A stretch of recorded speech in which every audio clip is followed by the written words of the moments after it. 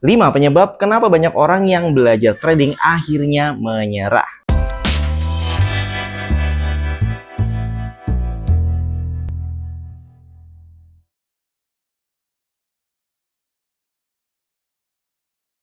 Assalamualaikum Sobat Wiz TV. Sekarang saya akan membahas kenapa banyak orang yang belajar kripto, belajar trading forex, gold, dan saham akhirnya banyak yang menyerah. Oke, langsung aja ya. Yang pertama, biasanya mereka belajar dari teknikal, yaitu menggunakan indikator.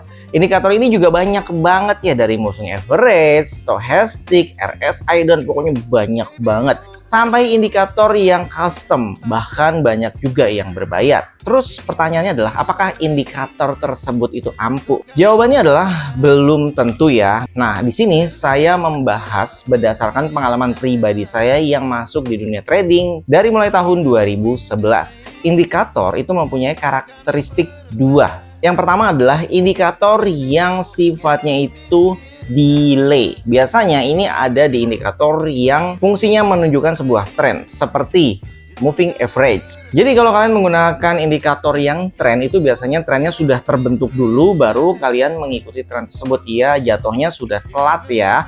Terus yang kedua adalah kalau indikatornya nggak telat, indikatornya akan menjadi repaint. Ini biasanya terjadi di indikator seperti fraktal atau zigzag, itu akan repaint. Yang tadinya misalnya udah ada garis atau titik gitu ya.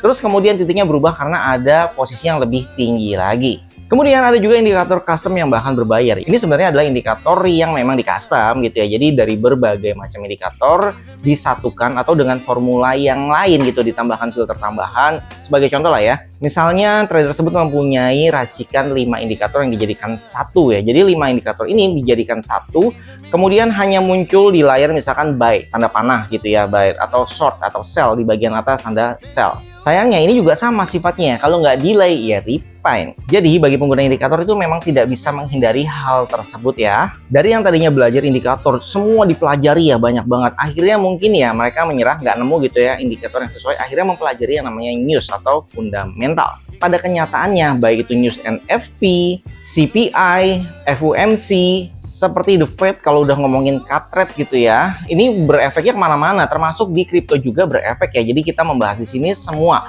baik itu forex, gold, dan kripto. Mereka memang mempunyai fundamental masing-masing. Namun yang menjadi masalah adalah ketika contohnya cut rate selama 2025. Kalau terjadi cut rate di US ya, otomatis orang-orang memindahkan dananya ke instrumen lain, contohnya ke kripto, ke saham, atau ke forex, atau ke gold gitu ya. Jadi harusnya market trennya naik. Namun yang terjadi di market adalah malah turun. Nah, ini bisa dijadikan contoh ya. Jadi, terkadang fundamental dan news itu tidak bisa menjadi patokan juga. Dari hasil pengalaman tersebut lah, akhirnya saya sempat berhenti juga dulu ya trading karena saya belajar indikator dan news atau fundamental ini tidak sesuai dengan ekspektasi gitu ya. Akhirnya saya sempat vakum dulu sebentar dan sampai akhirnya menemukan teknik justru dari luar negeri. Dari sini saya mulai sadar ya. Jadi, saya belajarnya justru ya sekolah tradingnya itu gurunya dari Malaysia. Jadi, saya masuk kuliah trading yang di Malaysia tersebut ya. Ini benar-benar materinya itu ya banyak dan sangat jauh berbeda dari yang diajarkan orang-orang atau trader di Indonesia, karena memang di sana itu tidak menggunakan indikator dan news. Ini yang bikin saya tertarik. Makanya kalau kalian lihat video saya, setiap saya jelasin bahasanya berbeda karena saya memang menggunakan bahasa yang diajarkan oleh guru saya yang di Malaysia tersebut. Sebagai salah satu contoh pembedanya ya, ini seperti di mindset.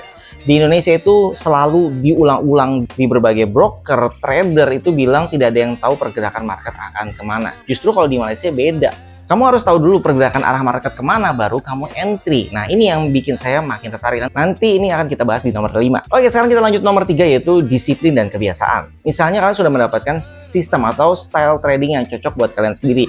Walaupun menggunakan indikator atau news gitu ya. Jadi bebas, intinya kalian sudah punya sistem trading yang sudah nyaman buat kamu.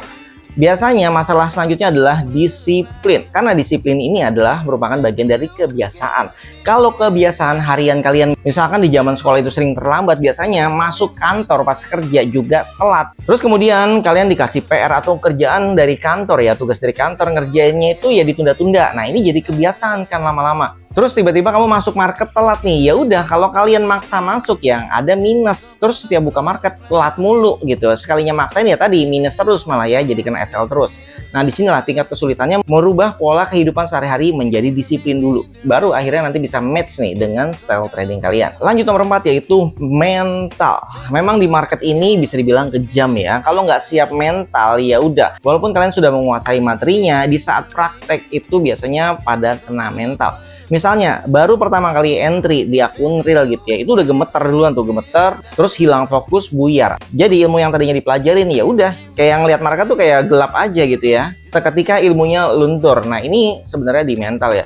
Biasanya karena nggak siap untuk loss, karena memang trading itu ya pasti kalau nggak loss ya untung gitu, pilihannya cuma dua. Harusnya mentalnya sudah dibentuk di awal. Namanya orang berdagang, mau dagang apapun itu pasti ada resiko ruginya. Di sini yang dibutuhkan adalah manajemen resiko dan manajemen keuangan. Jadi kalian memasukkan resikonya, biasanya saya ajarin di kripto itu kalian staking dulu. Nah hasil profit dari staking yang digunakan untuk perdagangan resiko tinggi, misalnya di future, di forex, atau di gold, gunakan uang dari hasil staking ini. Jadi yang kalian gunakan adalah uang profitnya, uang untungnya. Di sini kalian bisa mulai membentuk mental kalian, jadi bebannya itu dikurangi ya, karena yang digunakan untuk trading adalah uang profitnya.